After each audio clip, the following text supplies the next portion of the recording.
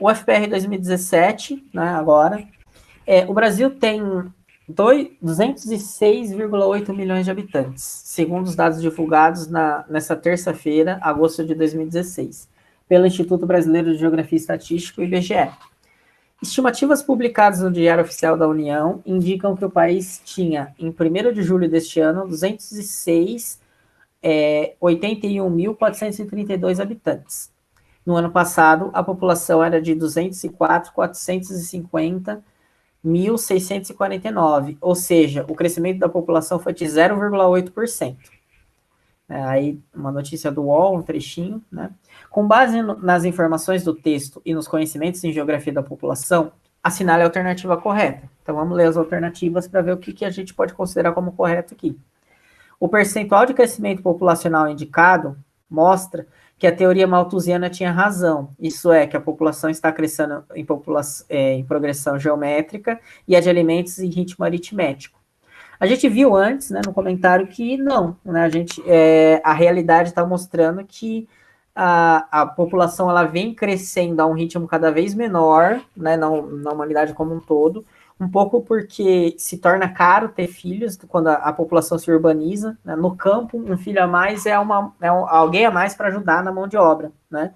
Na cidade, o filho é alguém a mais para ser sustentado, né? Ou seja, se torna caro ter filhos e por isso as pessoas passam a ter menos filhos, né? Mas, para além disso, né, o fato das mulheres se inserirem no mercado de trabalho, direitos reprodutivos, né, as próprias políticas locais fazem com que a gente tenha um envelhecimento da população no mundo como um todo. As pessoas vêm tendo menos filhos, né? Então, essa alternativa A, ela está incorreta. Não vamos assinalar ela.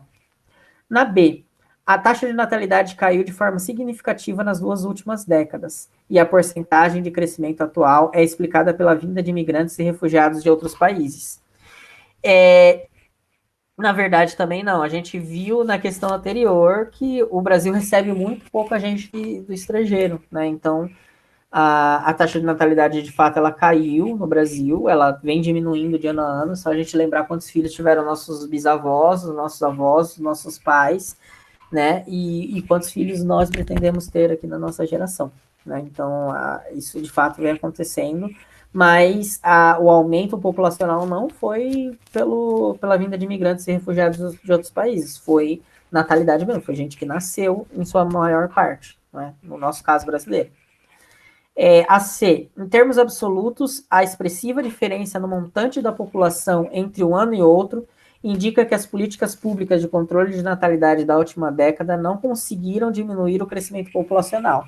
E aí, C, ela está incorreta também, porque apesar da população ter crescido, o ritmo do crescimento diminuiu sim nos últimos 50 anos, né? Ou seja, ela está incorreta, né?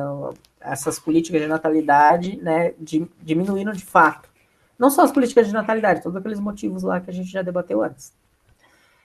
O aumento da densidade demográfica nas regiões norte e centro-oeste que equilibrou a distribuição da população nacional, tem sido um fator relevante no crescimento populacional.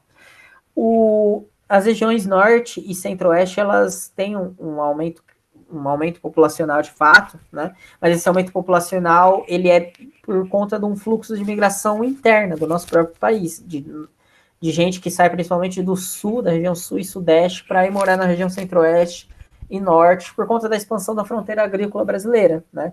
Eram áreas de floresta, em que você tinha uma densidade populacional menor. Quando você começa a ter a expansão, por exemplo, da soja, da cana-de-açúcar, da agricultura, da pecuária, de maneira geral, essas regiões passam a ser polos de atração de população, né? Então, é uma migração interna que faz com que a população dessa região tenha aumentado, e não necessariamente porque, né, isso equilibrou a população nacional, né? Então, essa está incorreta, a D. E aí, embora apresente essa taxa de crescimento, há uma tendência na diminuição da representatividade da população jovem no Brasil, em relação à população em processo de envelhecimento. confirmando a mudança na estrutura etária brasileira. Essa é a alternativa correta, é aí. Então a gente assinalaria ela aqui se a gente tivesse em 2017 fazendo a prova da UFPR sobre essa questão. E por que ela está correta?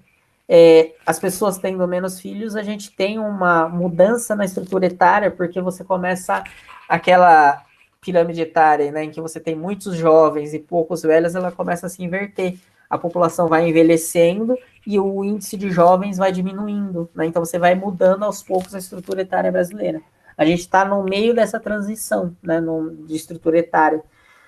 E aí, por isso, por exemplo, a discussão em torno da Previdência, né? Porque você tem pouca gente, passa a ter, com o tempo, pouca gente trabalhando para muita gente que se aposentaria, né? E eu não estou julgando aqui se as medidas foram corretas ou erradas, mas esse debate existe não só no Brasil, mas no mundo inteiro, por conta dessa mudança de estrutura etária, né?